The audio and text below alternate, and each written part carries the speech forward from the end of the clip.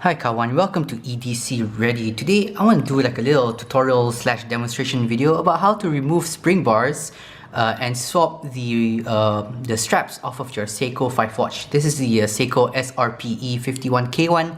I have a full review on my channel, so do check it out on my channel. Now, one thing we do need to note is that these guys have drilled lugs, so these drilled lugs will make it much easier to remove the spring bars a little in the process, because I don't need a particular spring bar removal tool which has a little fork that goes on the inside and then pulls the spring bar. I can just use any sharp-ish object that can fit in there and then just poke it through. By the way, what I'm using here is an Auria. It is one of these big kit tool sets right here that you can see. You have a whole bunch of tools such as torques, Phillips, flatheads, you have snake bites, you have stars, you have triangles, and in this case we have the little thing that you can actually is used for removing SIM cards off of phones, but we can also use it for watches, which I just discovered. So without further ado, let's push this guy out. Let's push it out. This guy first. This is a Harriet and Watts watch, I think. And then here is, you just have the spring bar that you just push. Sorry, this is not a spring bar, this is a pin. And then you just push the pin out, and then it should be able to, you should be able to remove the watch entirely. So this doesn't even have spring bars. It has a little, as I already mentioned, a pin that kind of goes across. Pull this out, pull that out, and alright.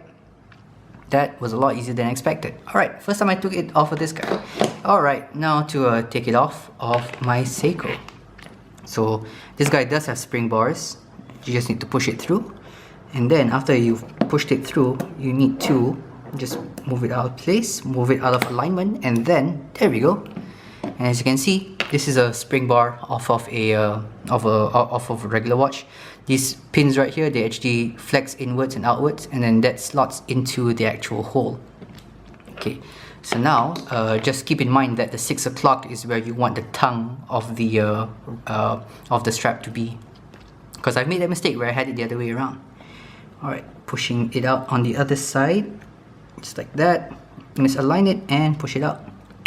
There we go, bada bing, bada boom. That's pretty simple. Now, inside of this you can see like a little plastic sleeve right here, and this is where the spring bars stay inside of here. So if I really want it, I can just take this out and push it into there, but I am lazy, so let's not do that. Now, one thing I do like to do here is I like to clean the spring bars a little bit, which is why I do this from time to time. Maybe about a month, every month or so I swap it around. I'm more of a bracelet guy, but I recently just swapped it around just for a bit of variety, and just for the fact that I can clean these spring bars. Right, so just wipe it down. This is just a little microfiber cloth.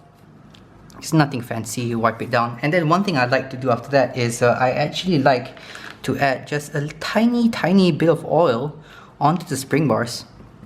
That kind of just helps prolong the lifespan of the spring bars. Although you can definitely get spring bars on its own from that's relatively inexpensive.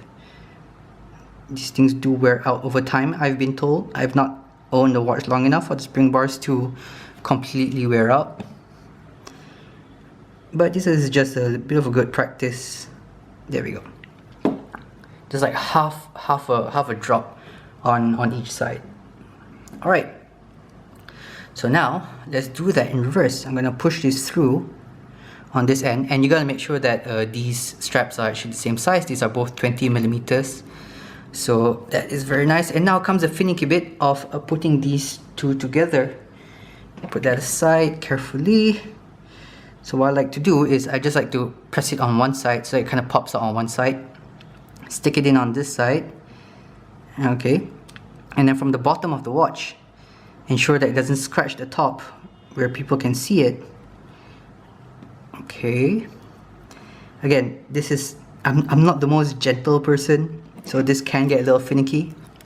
Hold it like that with one end on the inside, and then just push this guy in so that you can slot it in like that. Alright, nice. And now we just repeat the process for the top. Stick this guy in like so. Everything fits like so. Push it out. There we go. Push it in that side. and then on this side, line it up again, and then just push the spring bar in like so, and then slot it underneath. This one is fighting me a little bit. What's happening?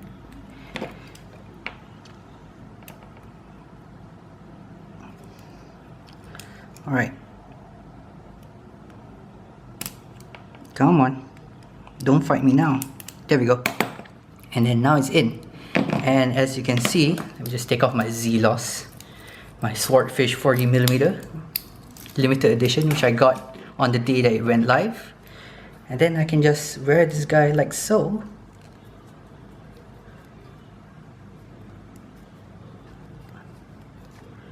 Alright, and Bob's your uncle.